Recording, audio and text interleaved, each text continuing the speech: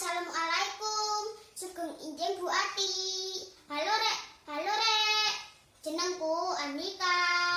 Kelas 1A, nomor absen 4. Aku duwe guru, asmanipun Bu Ati. Aku iso ngitung lho. 1 sampai 10. 1, 2, 3, 4, 5, 6, 7, 8, 9, 10.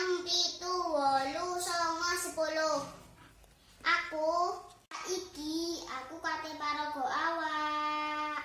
Sirah gawe mikir. Mata gawe ndeleng. Irung gawe ngambu.